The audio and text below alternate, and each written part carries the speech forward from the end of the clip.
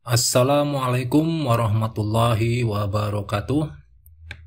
Halo, apa kabar semuanya? Semoga Anda sekalian yang sedang menonton dan menyimak video ini dalam keadaan baik dan sehat.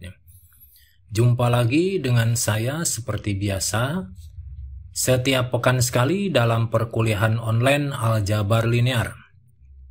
Alhamdulillah, pekan ini kita sudah memasuki pertemuan ke-13.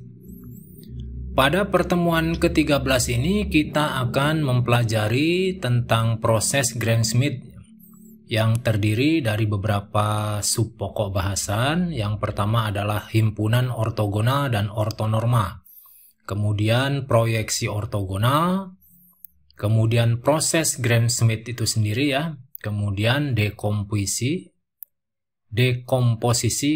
QR.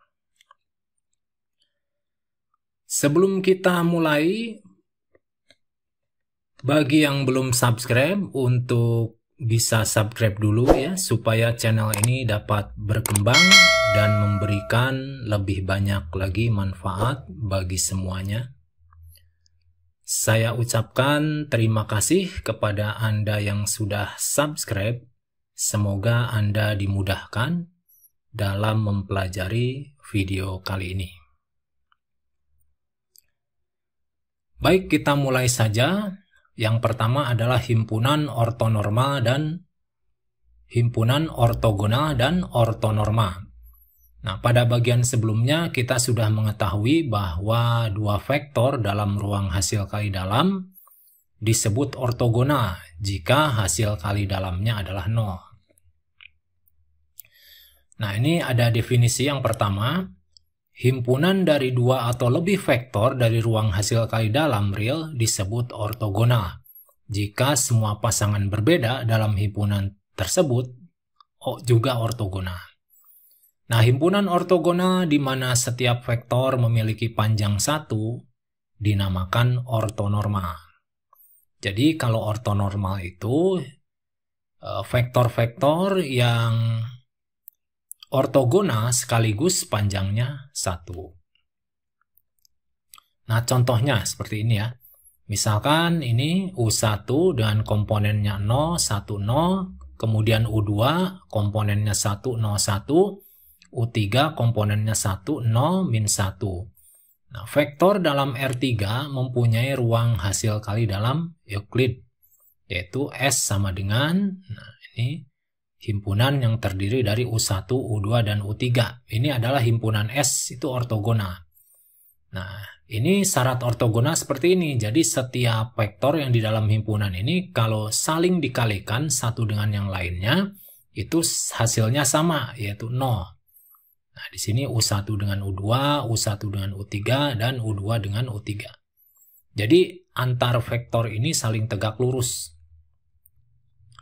Nah, jika V adalah vektor bukan 0 pada ruang hasil kali dalam, nah ini kita pernah ya mempelajari kalau kebalikannya dikali vektor kemudian dihitung panjangnya, itu boleh ditulis seperti ini. Skalarnya di luar, kemudian ini panjang vektornya. Kemudian dipisah sehingga ini saling habis. Nah, maka di sini hasilnya 1. Jadi kesimpulannya, vektor tak 0 V jika dikalikan dengan kebalikan dari panjangnya akan menghasilkan vektor satuan atau vektor unit. Proses ini dinamakan normalisasi V.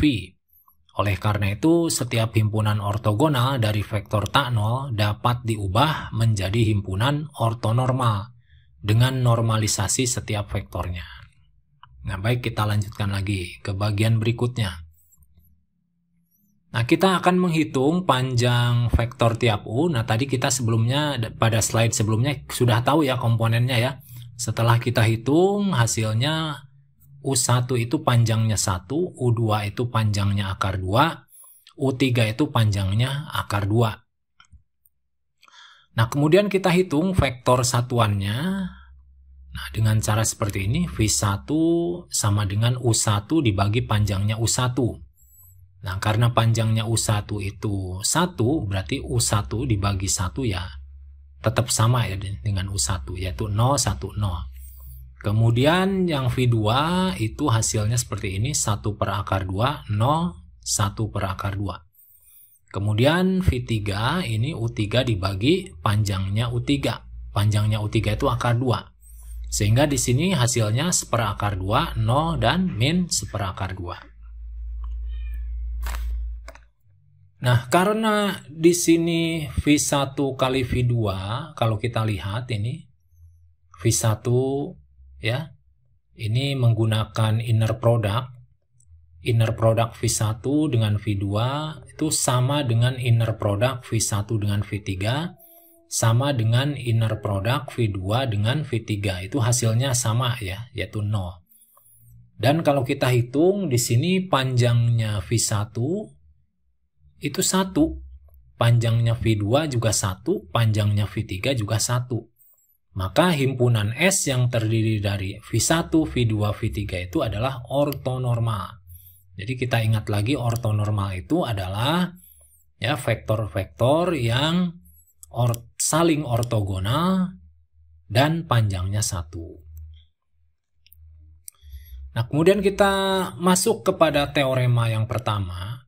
Jika S itu adalah himpunan yang berisi V1, V2 sampai Vn adalah himpunan vektor tak nol ortogonal pada ruang hasil kali dalam, maka S adalah linear independent. Nah, ini buktinya ya, buktinya. Nah, ini diasumsikan bahwa K1 kali V1 ditambah K2 kali V2 ditambah Kn kali Vn itu hasilnya 0. Nah, ini kita asumsikan seperti ini ya. Kemudian untuk setiap V1 dalam S, nah dibentuk dalam bentuk seperti ini. Jadi ini tadi dikalikan dengan VI, V yang ke I. Sehingga ini menurut aturan inner product ini, ya ini kan 0 ya. Yang di sini 0, ini VI. Jadi 0 kali vektor apapun, hasilnya 0. Yang dimaksud ini adalah vektor 0. Nah, kemudian berarti KI kali inner product V1 dengan VI ditambah K2 kali inner product V2 dengan VI sampai Kn dikali inner product Vn kali VI itu sama dengan 0. Nah, karena S itu himpunan ortogonal, maka di sini Vj ya, inner product Vj dengan VI itu sama dengan 0 ketika J-nya tidak sama dengan I. Nah, karena dia saling ortogonal ya. Jadi sewaktu indeksnya beda, ini hasilnya 0. Kalau sama, tidak 0. Jadi ini yang tersisa adalah yang indeksnya sama. Jadi kita tulis I dengan I. Di sini juga KI. Nah, dengan demikian, nah diasumsikan S itu tak nol. Jadi ini tuh vektor yang tak nol semuanya. Maka hal ini mengikuti aksioma positivitas. Jadi VI, inner product VI dengan VI lagi tidak sama dengan 0. Jadi mau tidak mau semua K itu nilainya harus 0. Karena ini kan vektor yang tidak 0. Sedangkan dikalikan K dia jadi 0. Maka mau tidak mau K-nya harus 0. Jadi jika himpunan ortonormal adalah ortogonal dan semua vektornya tak 0 sekaligus panjangnya 1, maka dapat dipastikan dia adalah linear independent. Oke, paham ya? Kita lanjutkan ke yang berikutnya. Pada ruang hasil kali dalam, basis yang terdiri dari vektor ortonormal disebut basis ortonormal. Nah, basis yang terdiri dari vektor ortogonal disebut basis ortogonal. Nah, ini adalah contoh basis ortonormal yang paling dikenal, yaitu pada dimensi N atau ruang N. Nah, ini adalah vektor-vektor dalam ruang N yang bersifat ortonormal. Nah, coba kita lihat. S1 di di inner product-kan dengan E2 itu hasilnya 0. Begitu pula ya E2 dengan E3, E2 dengan E4. Nah, pokoknya ini setiap vektor di sini di inner product-kan itu adalah 0 karena dia ortogonal. Nah, sekaligus dia juga ortonormal. Jadi kalau ortonormal itu sudah pasti ortogonal. Nah, belum tentu sebaliknya ya. Nah, coba kita lihat ini panjangnya 1. E2 juga panjangnya 1. Nah, sampai EN itu juga panjangnya 1. Nah, contoh lainnya ya, basis ortonormal. Nah, seperti ini. V1, V2, V3. Ini dalam ruang dimensi 3. Nah, kalau kita lihat, ini panjang V1 itu 1. Panjang V2 juga 1, panjang V3 juga 1. Nah, kita lihat pula V1 di inner product-kan dengan V2 itu hasilnya 0. Nah, ini mengikuti seperti perkalian titik ya, atau dot product. Ini 0 kali 1 per akar 2, 0. Tambah 1 kali 0 juga tetap 0. Tambah 0 kali 1 per akar 2, 0. Jadi kalau dijumlahkan 0 semuanya. Nah, begitu pula ya V1 dengan V3, kalau inner product-nya hasilnya 0. V2 dengan V3 juga 0. Maka ini bisa dipastikan mereka ini adalah ortogonal ya. Nah, karena itu ini kalau disatukan dalam himpunan ini membentuk basis. Nah, karena itu ketiga vektor ini kalau dihubungkan ini linear independent. Nah, kita masuk ke teorema 2. Jika ini sudah masuk ke proyeksi ortogonal ya. Ini subbab baru ya, proyeksi ortogonal.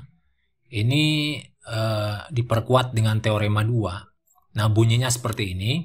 Jika W adalah subruang berhingga ya dari ruang hasil kali dalam V, maka setiap vektor U dalam V dapat dinyatakan secara eksak sebagai U sama dengan W1 plus W2. Jadi U itu adalah penjumlahan vektor ya dari vektor W1 dijumlahkan dengan W2.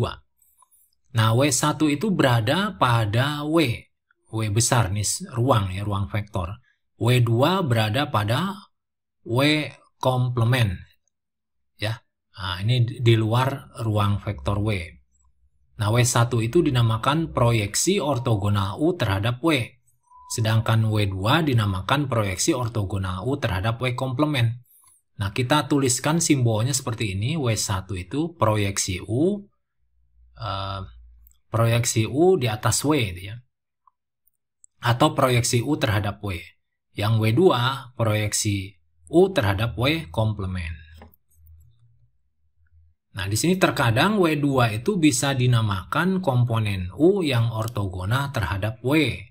Oleh karena itu boleh dinyatakan seperti berikut. Nah, U sama dengan proyeksi U terhadap W ditambah proyeksi U terhadap komplement W ya. Nah, ini disubstitusi ya. Nah, disubstitusi menjadi seperti ini. U dikurangi proyeksi U terhadap W. Nah, ini untuk memperjelas ini terdapat ilustrasi ya. Ini W komplement ini diilustrasikan sebagai garis. Kemudian W itu ruang vektornya diilustrasikan sebagai bidang di sini ya. Nah, U itu nanti kalau diproyeksikan terhadap W ini bentuknya seperti ini. Ini hasil proyeksi U terhadap W. Kemudian yang berdiri ini yang berimpit dengan W komplement ini adalah proyeksi U terhadap W komplement.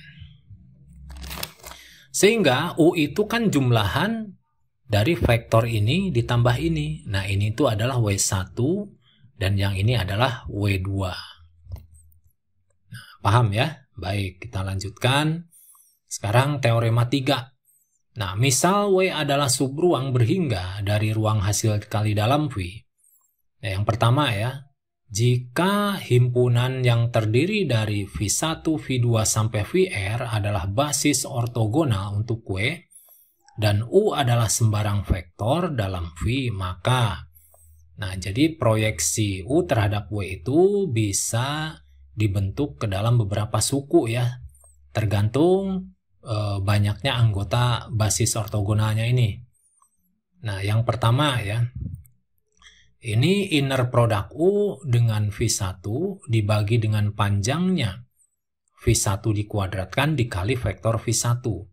Ditambah inner product U dengan V2 dibagi panjang vektor V2 dikuadratkan dikali vektor V2. Sampai di sini yang nomor R ya. Nah, ini seperti direntang oleh V ya, VI. Yang kedua teoremanya, jika V1, V2 sampai VR adalah basis ortonormal untuk W dan U adalah sembarang vektor dalam V, maka proyeksi U terhadap W bisa ditulis seperti ini dalam sebanyak R suku. Nah, ini inner product U dengan V1 dikali vektor V1. Inner product U1 dikali V2 dikali vektor V2 sampai inner product U1 dengan VR dikali vektor VR. Nah, ini bentuknya kalau dijumlahkan ini kan berupa vektor. Nah, vektor ini sama aja dengan proyeksi U terhadap W. Jadi proyeksi U terhadap W itu diuraikan ya. Diuraikan dalam sebanyak R vektor. Ini diambil dari basis. Ya, seperti direntang oleh V. Nah, adapun pembuktiannya kita coba lihat di sini. Nah, ini ya, jika U dinyatakan sebagai U sama dengan W1 plus W2, maka proyeksi U terhadap W sama dengan W1. Nah, dinyatakan seperti ini ya. Nah, ini seperti yang ada di teorema yang pertama. Proyeksi U sama dengan W1 ini, nah ini kan inner product W1 dengan V1 ya. Kita ikuti di sini, kalau ini U berarti di sini kita ganti W1. Karena W2 ortogonal dengan W, maka inner product W2 dengan V1 itu sama besarnya dengan inner product W2 dengan V2 sampai inner product W2 dengan VR itu hasilnya sama semua, yaitu 0, karena dia sifatnya ortogonal W2 itu.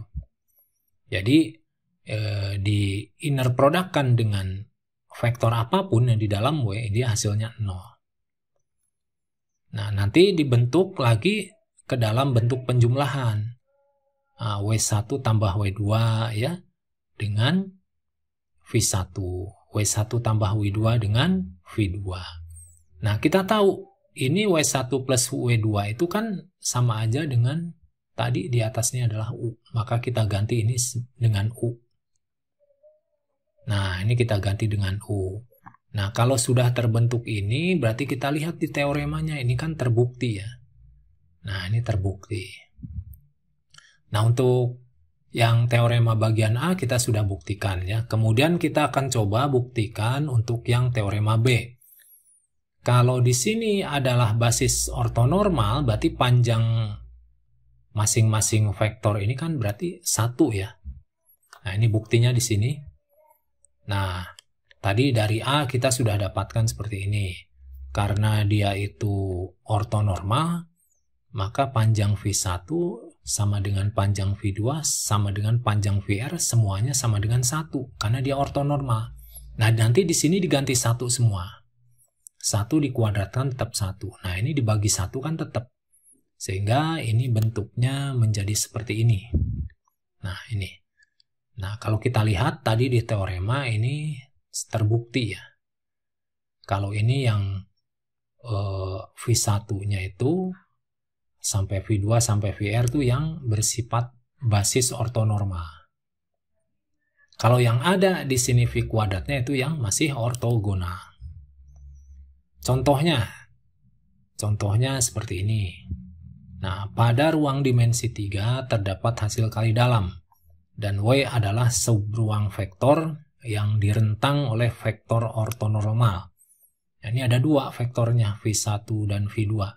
Ini ada 3 komponen, ini melambangkan dia berada pada ruang 3.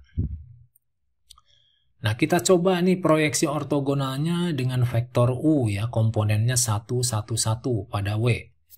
Nah, kita coba hitung nih. Nah, kenapa kita pakai rumus yang kedua? Karena di sini udah dijelaskan dia adalah yang perentangnya, vektor perentangnya itu adalah vektor ortonorma. Jadi pakai sifat teorema yang kedua ini. Nah, kemudian karena ini ada V-nya ada 2, berarti ini cuma ada 2 suku. Nah, berarti inner product U dengan V1 dikali vektor V1 ditambah inner product U dengan V2 dikali vektor V2. Nah, kita coba kita hasil kali titik. Ini U dengan V1, ini kenapa dapat 1? Coba dihitung ya. Ini U-nya 1, ini V1 0. 1 kali 0, 0. Tambah 1 kali 1, 1. Tambah 1 kali 0, 0. Sehingga kalau hasil inner produknya adalah 1. Nah, di sini 0, 1, 0 adalah vektor V1. Nah, ini. Nah, kemudian ini min 1/5 dapat dari mana? Nah, ini dikalikan 1 kali min 4/5 tambah 1 kali 0 ditambah 1 kali 3/5. Kalau dijumlahkan hasilnya adalah min 1/5.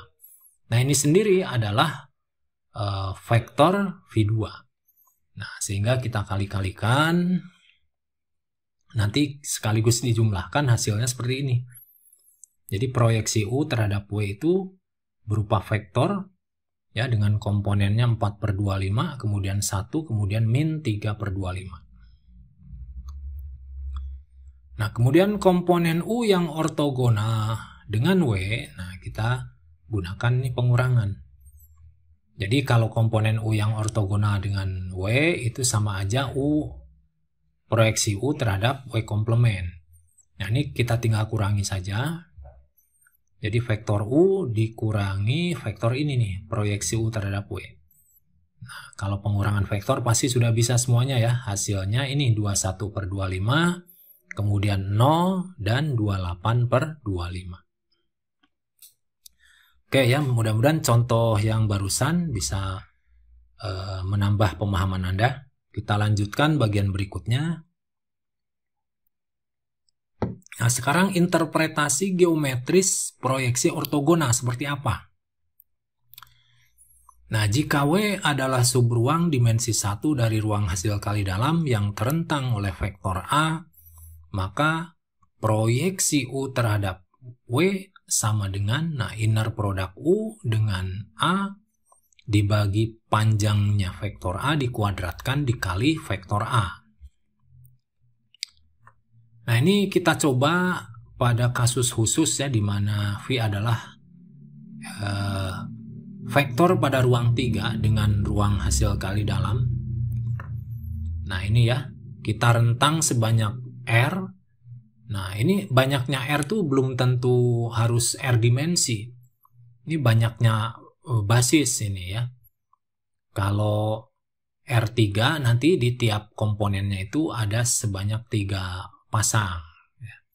Tapel, 3 tapel, 3 pasang berurutan. Nah, rumus di atas itu sebagai jumlah proyeksi ortogonal pada sumbu yang ditentukan dengan vektor basis untuk subruang W. Nah, kita lihat di sini. Nah, ini bentuknya seperti ini nih. Ilustrasi sederhananya seperti ini. Jadi di sini adalah titik U ya. Ini vektor V2, ini vektor V1. Ini adalah proyeksi U terhadap V1 dan di sini adalah proyeksi U terhadap V2. Nah, di sini proyeksi U terhadap W itu nanti disusun atau direntang oleh V1 ya, oleh apa nih? Proyeksi U terhadap V2 dengan proyeksi U terhadap V1.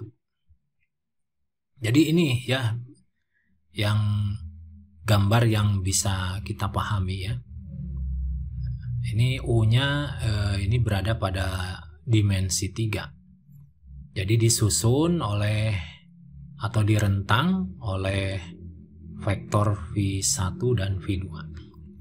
Baik ya, kita lanjutkan lagi dengan bagian berikutnya. Nah, sekarang kita masuk pada proses Gram-Schmidt. Ini teorema 4. Setiap ruang hasil kali dalam tak nol yang berhingga memiliki basis ortonormal.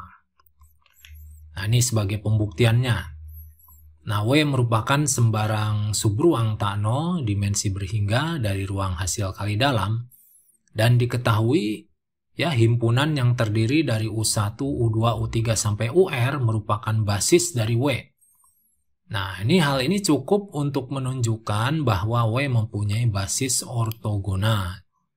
Nah, ketika vektor-vektor dalam basis ini dapat dinormalisasi ini panjangnya dihitung ya, untuk memperoleh basis ortonormal.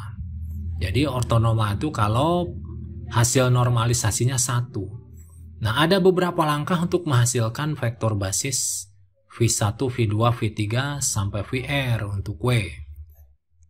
Nah, ini ya, ini langkah-langkah ini disebut sebagai proses Gram-Schmidt. Langkah yang pertama, nah kita misalkan V1-nya itu dari U1. Kita sama dengankan U1. Kemudian langkah kedua, tentukan vektor V2 yang ortogonal dengan V1 dengan cara menentukan komponen U2 yang ortogonal dengan ruang W1 yang direntang oleh V1. Nah, ini ya bentuknya ya. Jadi nanti untuk menentukan V2 itu didapat dari proyeksi dari U2 ya terhadap W1. Nah, ini V2 itu didapat dari U2 dikurangi vektor proyeksi U2 terhadap W1. Nah, karena proyeksi itu kita ingat ya rumusnya itu, ini karena berada dalam ruang hasil kali dalam, maka kita lakukan inner product. Inner product U2 dengan V1 dibagi dengan panjangnya vektor V1 dikuadratkan dikali dengan vektor V1. Nah, ini ya untuk langkah yang kedua ini masih sederhana ya. Nah, ini karena kita masih pada V2, menentukan V2. Nah, nanti V2 itu didapatkan dari U2 ini dikurangi proyeksi U2 terhadap W1. Jadi nanti V2 itu nanti direntang oleh V1 ya, hasil V2 ini. Nah, sekarang langkah ketiga, misalkan masih ada lagi, misalkan vektornya yang V3. Nah, untuk membentuk vektor V3 yang ortogonal dengan V1 maupun V2, nah kita tentukan komponen U yang ortogonal pada ruang W2 yang direntang oleh V1 dan V2. Nah, ini menjadi berkembang ya. Nah, berarti seperti ini, V3 itu didapatkan dari vektor U3 dikurangi proyeksi vektor U3 terhadap W2. Karena W2 itu direntang oleh dua vektor, yaitu V1 dan V2, maka nanti ini proyeksinya diuraikan menjadi dua suku ya. Nah, menjadi seperti ini. Nah, ini direntang oleh V1, ini V2. Nah, jadi untuk yang direntang V1 ini adalah proyeksi U3 terhadap V1 ya, yang ini proyeksi U3 terhadap V2. Nah, ilustrasinya seperti ini ya. Nah, ini ada vektor U3, proyeksinya terhadap W2 ini. Ini proyeksi U3 terhadap W2. Nah, ini sendiri adalah disusun ya dari rentangan V1 dan V2 gitu. Nah, sekarang langkah keempat. Nah, untuk membentuk vektor V4 yang ortogonal dengan V1, V2 maupun V3, kita tentukan komponen U ortogonal pada ruang W2 yang direntang oleh V1, V2 dan V3. Nah, ini kita tidak ilustrasikan ya.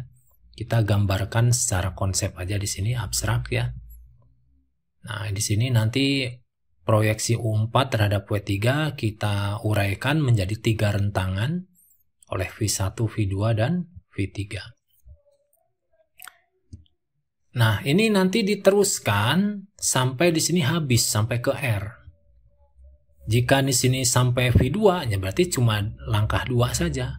Kalau V3 berarti sampai langkah 3. Menyesuaikan dengan banyaknya anggota vektor ortogonal ini. Nah, nanti setelah langkah ke R sampai terbentuk himpunan ortogonal adalah linear independent. Maka ini merupakan basis ortogonal dimensi R pada ruang W. Nah, itu ya langkah-langkahnya ya. Nah, sekarang kita peringkas lagi ya langkah-langkahnya. Nah, di sini untuk mengkonversi ya basis U1, U2, U3 sampai UR menjadi basis ortogonal yang terdiri dari V1, V2, V3 sampai VR. Nah, ini lakukan langkah berikut. Langkah yang pertama ini V1 dinyatakan sebagai U1 dulu. Kemudian langkah kedua V2 sama dengan U2 min proyeksi U2 terhadap W1. Nah, diuraikan menjadi seperti ini ya rumus proyeksi. Kemudian langkah ketiga, nah di sini V3 sama dengan U3 min proyeksi U3 terhadap W2. Nah, ini diuraikan dalam 2 rentang. Nah, ini proyeksi U3 terhadap V1 dan U3 terhadap V2. Nah, kemudian langkah keempat seperti ini ya. Nah, diuraikan dalam 3 rentangan V1, V2, V3 ini penguraian dari proyeksi U4 terhadap W3. Nah, nanti ini dilanjutkan sampai langkah ke R. Ini sepertinya berulang ya. Nah, ini bisa dilakukan menggunakan algoritma sepertinya. Nah, ini contohnya. Nah, asumsikan ruang vektor dalam ruang dimensi 3 mempunyai hasil kali dalam Euclid. Aplikasikan proses Gram-Schmidt untuk mentransformasi basis. Nah, di sini ada 3 vektor ya, basis. U1 adalah 111, U2-nya 011, U3-nya 001. Nah, ke dalam basis ortogonal V1, V2, V3. Nanti ini ya U1, U2, U3 akan dibentuk ke dalam V1, V2, V3. Dan kemudian normalisasi vektor ortogonal untuk memperoleh suatu basis ortonormal dari vektor ini. Oh ya, ini U1, U2, U3 ini kebetulan ortonormal ya, karena ini panjangnya 1, ini juga 1. Oh ya, maaf, ini panjangnya nggak 1 ya. Ini akar 3, ini akar 2, ini 1. Kalau kita lihat ini juga belum ortogonal, karena ini kalau kita kali-kalikan tidak 0. Baik, kita coba langkah-langkah konversinya. Nah, ini langkah yang pertama, ini V1 disamadengankan dengan U1 dulu. Jadi V1 itu nanti 1, 1, 1, 1, 1, 1, 1 ya, sama dengan vektor U1. Kemudian langkah kedua, V2 itu adalah U2 dikurangi proyeksi U2 terhadap W1. Nanti ini diuraikan ya. Nah, menggunakan rumus proyeksi ortogonal. Nah, hasilnya seperti ini. Ini U2-nya kita ganti U011. Kemudian ini hasil inner product U2 dan V1 itu hasilnya 2. Dan panjangnya vektor V1 dikuadratkan itu 3. Nah, ini sendiri adalah komponen vektor V1. Nanti ini diuraikan ya. Disederhanakan menjadi seperti ini. Nah, ini adalah vektor V2-nya. Ini vektor V2-nya.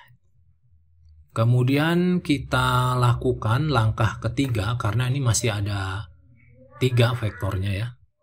Berarti ini sepertinya langkah 3, sampai langkah 3. Nah, ini langkah ketiga. Nah, ini V3-nya sama dengan U3 min proyeksi U2 terhadap U3 terhadap W2. Kemudian diuraikan ya menjadi dua rentang V1 dan V2. Nah, di sini 1 itu adalah hasil dari inner product U3 dengan V1. Nah, di sini adalah panjang vektor V yang telah dikuadratkan. Ini sendiri adalah vektor, itu komponen vektor V1. Nah, ini sepertiga itu adalah hasil inner product U3 dengan V2. Nah, di sini 2/3 itu adalah panjangnya vektor V2 dikuadratkan. Nah, ini sendiri adalah vektor V2. Ini yang sudah didapatkan dari langkah sebelumnya ya. Kemudian kita uraikan, ini menjadi 0, min setengah, dan setengah. Ini adalah komponen vektor V3 yang kita bentuk ya.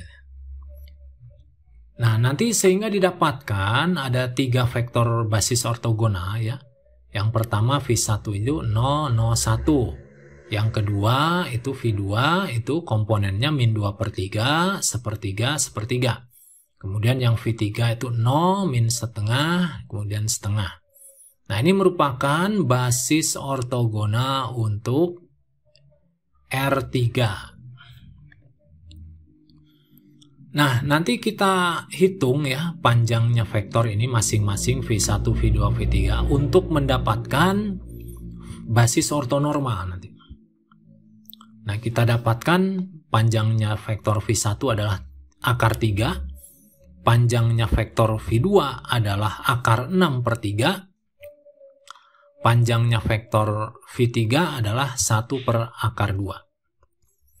Nah, kemudian kita buat basis ortonormal untuk ruang dimensi 3 kita dapatkan yaitu, nah ini ya, misalkan ini vektor Q1 itu hasil dari vektor V1 per panjangnya vektor V1. Nah, ini kan pasti Q1 panjangnya 1. Karena ini adalah proses normalisasi. Jadi hasilnya 1/3, 1/3, 1/3. Ini kalau dihitung panjangnya 1 ya. Kemudian dengan cara yang sama didapatkan Q2. Itu didapat dari V2 dibagi panjang vektor V2, hasilnya vektor seperti ini ya. Kemudian Q3 juga caranya sama, V3 dibagi nilai dari V3. Hasilnya vektornya ini sudah ada. Nah, berarti Q1, Q2, Q3 itu adalah basis ortonormal. Gitu ya. Nah, baik, sudah jelas ya. Kita lanjutkan ke contoh berikutnya. Nah, di sini misalkan, nah pada contoh 2 ini misalkan ruang vektor pada polinomial derajat maksimum 2 mempunyai hasil kali dalam seperti ini ya. Ini bentuknya polinomial. Nah, ini inner product antara P dan Q, yang keduanya polinomial, itu didefinisikan sebagai integral tentu ya, perkalian dari fungsi Px dan Qx dari min 1 sampai 1. Nah, kemudian aplikasikan proses Gram-Schmidt untuk mentransformasi vektor basis. Ini vektor basisnya 1, kemudian X dan X kuadrat ke dalam basis ortogonal. Ini simbol Yunani dibacanya Pi ya, Pi1X, Pi2X, Pi3X. Nah, kita coba nih bagaimana cara mengerjakannya. Nah, di sini kita coba misalkan U1, U2, U3-nya diambil dari sini, dari vektor basis. Kemudian langkah pertama seperti biasa ya, V1 selalu dinyatakan sebagai U1. Di sini U1-nya karena 1, di sini tuliskan 1. Kemudian langkah kedua, nah ini kita hitung dulu inner product U2 dengan V1. Nah, ini diintegralkan karena tadi U2-nya adalah X dan U1-nya 1, ini berarti hasilnya X. Kalau kita integralkan hasilnya 0. Karena ini fungsi ganjil ya, ini batasnya simetris, nah, intervalnya berarti nanti hasilnya 0. Nah, sehingga Ini kalau kita uraikan ya, V2 itu sama dengan U2 dikurangi. Nah, ini berarti proyeksi U2 terhadap V1. Nah, ini kita hitung seperti ini ya, menyesuaikan definisi inner product-nya menggunakan integral. Nah, karena U2 kali V1 itu 0 tadi setelah kita integralkan, maka di sini hasilnya 0. Sehingga hasilnya hanya U2 saja. Nah, U2 itu kita tahu itu adalah X. Kemudian langkah ketiga. Di sini kita hitung dulu inner product antara U3 dengan V1. Nah, kita tahu tadi U3-nya itu X kuadrat. Ya. Nah, V1-nya sama dengan U1, yaitu 1. Jadi di sini 1 dikali X kuadrat tetap X kuadrat. Kalau diintegralkan dengan batas dari min 1 sampai 1, nah hasilnya adalah X pangkat 3 per 3 nanti disubstitusi oleh 1 dan min 1. Nah, hasilnya adalah 2 per 3. Kemudian inner product antara U3 dengan V2. Jadi caranya sama ya, cuma di sini U3-nya X kuadrat, V2-nya itu dari sini nih. V2-nya sama dengan U2 yaitu X, jadi X pangkat 3. Karena ini fungsi ganjil dan batasnya adalah simetris ya, berarti hasilnya nanti 0. Adapun panjang V1 dikuadratkan, ini inner product sama dengan V1 dengan V1 lagi. Nah, V1 kita tahu itu adalah sama dengan U1 yaitu 1. 1 kali 1 yaitu 1. Nah, nanti hasilnya kalau diintegralkan ini X. Dengan disubstitusi oleh 1 dan min 1, nanti hasilnya adalah 2.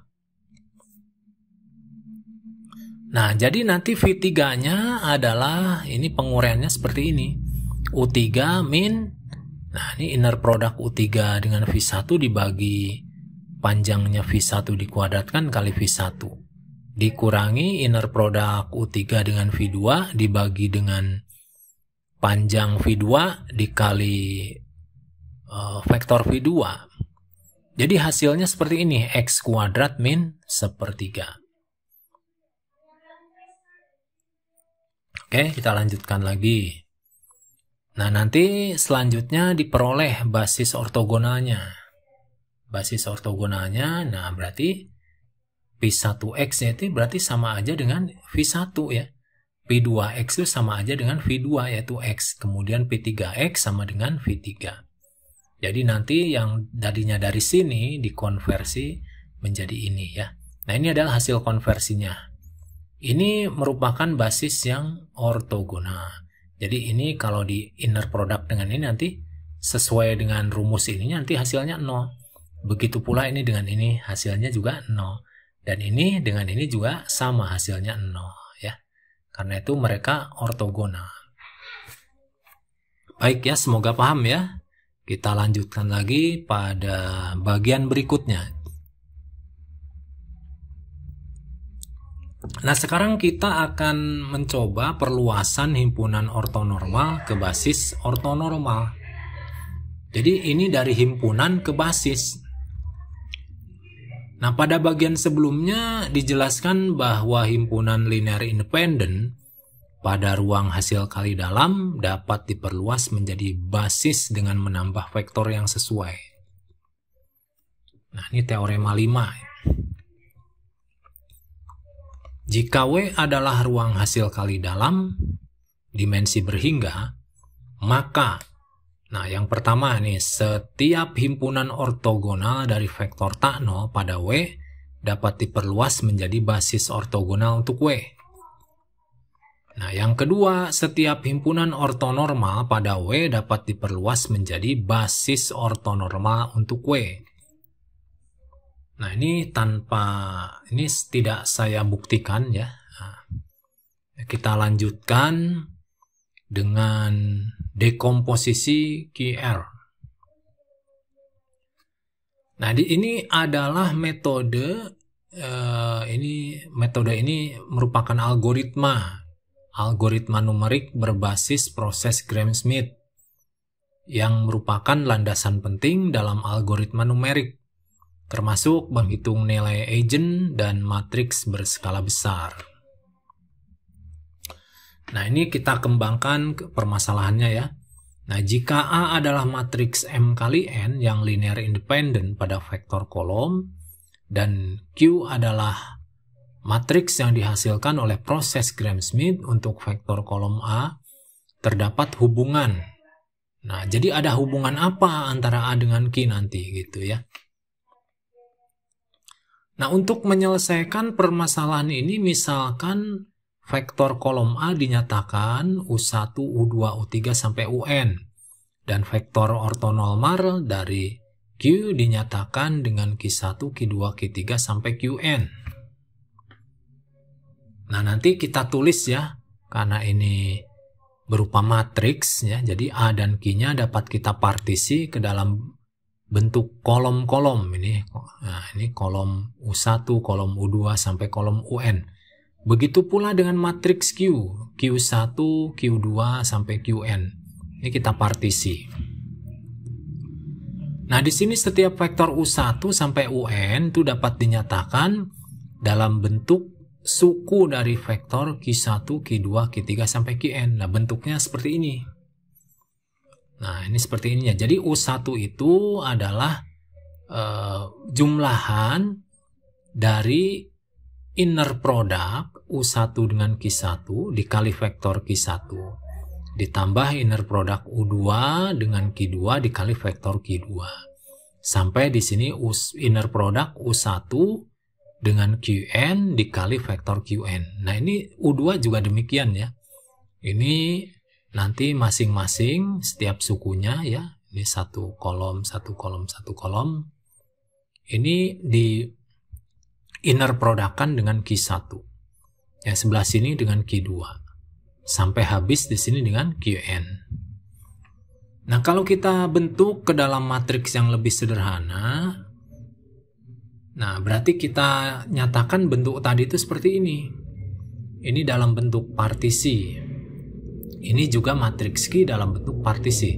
Nah, di sini bentuk matriks utuh tapi isinya itu ya inner product ya. U1 dengan Q1, ini U2 dengan Q1. Nah, kemudian kita sederhanakan lagi, ini menjadi ini matriks A, ini matriks Q, dan ini matriks R gitu ya. Tetapi ini kita hitung lagi nih, kita sederhanakan lagi. Ini matriks R-nya seperti apa. Nah, di sini kita lihat nih. Nah, kalau A itu dinyatakan sebagai perkalian Q dan R, yang mana R merupakan faktor kedua untuk perkalian ini faktor kedua ya. Akan tetapi karena tadi melalui proses Gram-Schmidt, untuk J lebih besar dari 2, maka nanti vektor QJ ortogonal ke U1, U2 sampai J-1. Nah, misalkan ini Q2 ya. Jadi nanti ortogonalnya dengan U1 saja. Kalau di sini misalkan Q3, jadi ortogonalnya ke U1 dan U2. Seperti itu. Jadi ini berpengaruh ke dalam penomoran indeksnya. Nah, ini khusus untuk J-nya lebih besar dari 2. Jadi untuk Q1 dengan Q1 itu tidak punya ortogonalnya kemana gitu ya. Ini khusus untuk Q2, Q3 dan seterusnya sampai Qn. Nah, akibatnya elemen di bawah diagonal R menjadi 0. Nah, kenapa dia jadi 0? Coba lihat ini. Ini kalau U1 dengan Q1 kan tidak membentuk seperti ini, tidak membentuk ortogonal. Jadi hasilnya tidak 0. Jadi kalau ini yang indeksnya berbeda, di sini U1 dengan Q2, ini Q2-nya indeks Q-nya lebih besar dari indeks U, nanti akan jadi 0. Berbeda dengan ini, kalau di sini indeks Q-nya lebih kecil daripada indeks U. Jadi yang terjadi 0 itu berarti terjadi pada ini, elemen-elemen yang ada di bawah diagonal ini. Nah, jadi kalau kita lihat bentuknya seperti ini. Nah, ini R itu adalah bentuknya matriks segitiga atas. Jadi di sini elemen di bawah diagonalnya semuanya 0. Ini akibat dari sifat ortogonal. Baik ya. Nah, Ini teorema 6. Jika A adalah matriks ukuran M kali N yang linear independen pada kolom vektor, maka A dapat difaktorkan menjadi A sama dengan Q kali R, di mana Q adalah matriks M kali N dengan vektor kolom yang ortonormal, dan R adalah matriks segitiga atas berukuran N kali N. Nah, contohnya seperti ini nih. Nah, ini kita akan menentukan dekomposisi matriks A ini, ya. Ini pada matriks 3 kali 3 ya dekomposisinya. Kita uraikan A ini. Solusinya seperti ini. Jadi kita bagi-bagi ke dalam beberapa vektor kolom ya. Ini di partisi, kemudian dipecah yang menjadi U1, ini 111, U2-nya 0111, U3-nya 001. Nah, kemudian melalui proses Gram-Schmidt, di sini kita tidak membahas prosesnya ya, karena dianggap sudah paham tadi ya sebelumnya prosesnya. Nah, ini hasilnya adalah seperti ini. Didapat Q1-nya, jadi berupa vektor kolom di sini 1/3, 1/3, dan 1/3. Kemudian Q2-nya min 2/6, 1/6, 1/6. Kemudian Q3-nya 0, min 1/2, 1/2. Kemudian selanjutnya kita bentuk matriks R. Matriks segitiga atas di sini. Inner product U1 dengan Q1 ya. Ini kita dapatkan 3/3. Nah, ini kita tinggal menghitung saja nih. Nah, ini 3/3 dari mana? Ini di inner product kan. Seperti perkalian titik. 1 kali 1/3. Ditambah 1 kali 1/3. Ditambah 1 kali 1/3. Jadi kalau dijumlahkan jadi 3/3. Nah, misalkan di sini U2 dengan Q1, berarti di sini U2, nanti di inner product dengan Q1. Hasilnya adalah 2/3. Nah, nanti Anda bisa mencobanya ya untuk membentuk matriks R ini. Kemudian berarti kalau begitu ini matriks A itu dapat diuraikan menjadi perkalian antara Q dan R. Seperti itu ya. Jadi matriks Q-nya didapat dari sini. Nah, ini dikumpulkan ke dalam ini lagi ya. Ini Q1. Yang ini adalah Q2. Yang ini adalah Q3. Dan yang ini adalah R dari sini. Nah, supaya Anda lebih paham ya, tentunya saya titipkan sedikit latihan soal supaya Anda tambah mantap memahaminya ya. Ini latihan ini sekaligus sebagai media untuk belajar gitu ya. Di sini pada latihan soal ini ada beberapa soal yang saya ambil ya. Ini tidak jauh dari yang kita pelajari tadi ya. Ini komplit ada semuanya. Kemudian nomor berikutnya ada di lembar yang lain. Nah, ini nomor 4, 5, 6, 7. Ini ada proses Gram-Schmidt, ada juga dekomposisi QR yang barusan kita pelajari. Baik, mungkin itu saja ya. Semoga Anda lancar mempelajari materi kali ini ya, dan lancar pula mengerjakan latihan-latihan soalnya. Saya cukupkan sekian dulu ya. Terima kasih. Wassalamualaikum warahmatullahi wabarakatuh. Sampai jumpa lagi di pertemuan berikutnya.